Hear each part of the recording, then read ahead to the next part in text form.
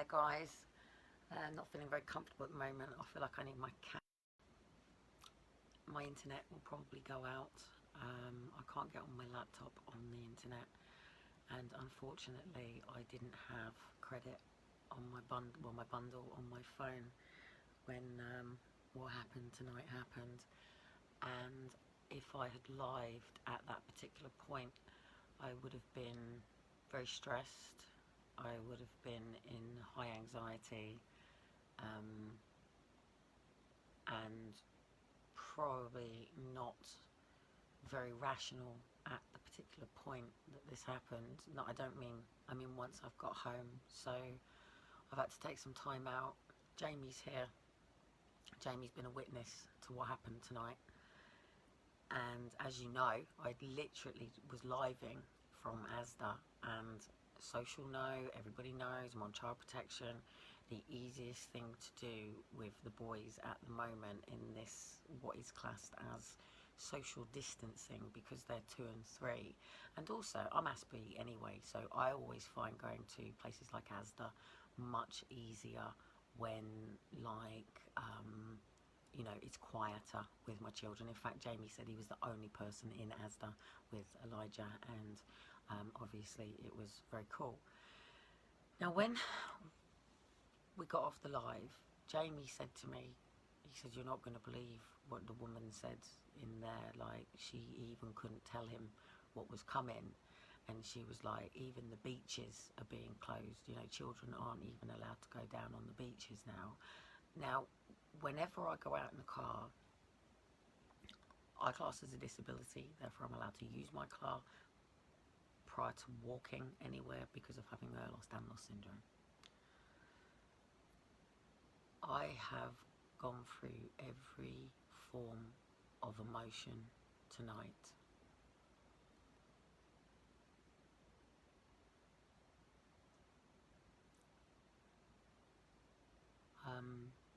And I've had to go for a pretty long walk, go and pick up my little things, which is quite lucky. I've got a lovely little car for Elijah, and a tennis racket for Shiloh, and a toilet sit on over the toilet seat thing.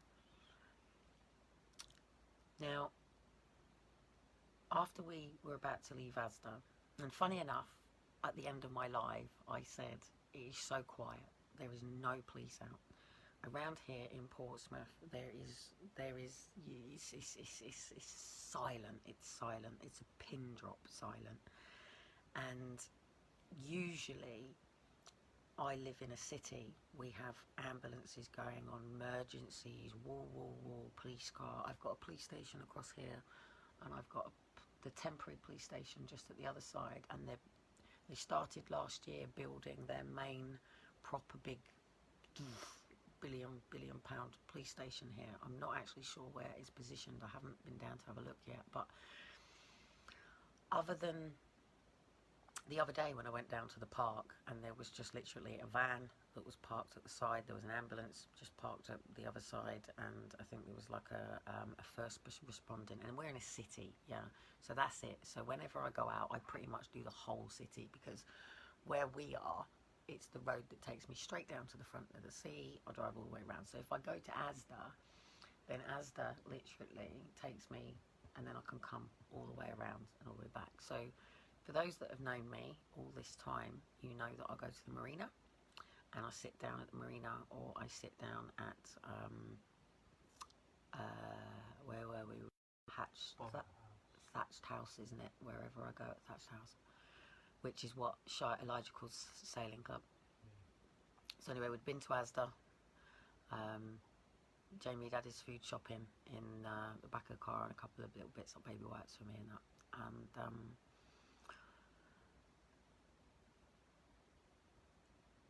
we'd arrived, and it was dead. I said to Jamie, I said, wow. I said, even the caravan that has been here like all this time is gone. Like, it's a place where people who live in transportation tend to sort of stop and go and things like that. It was dead. Now, I always go down to the bottom, and I let the kids play with the diggers and things, and have my little lights on, and it's fine.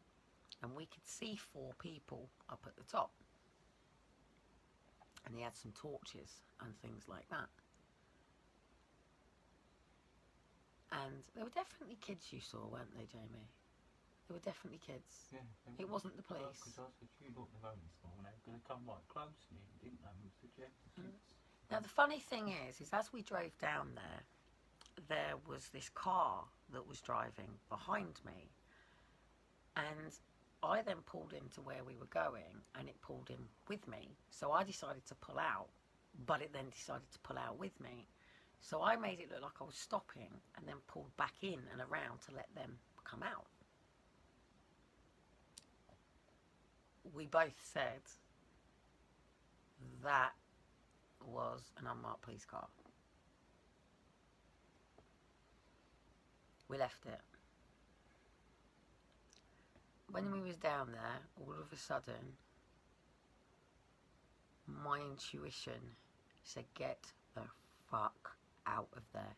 Get the fuck out. And I said to the boys, I said, darling, I said, it's a little bit dark, blah, blah, blah, blah, blah, blah, blah, blah. We got to go. We need to go.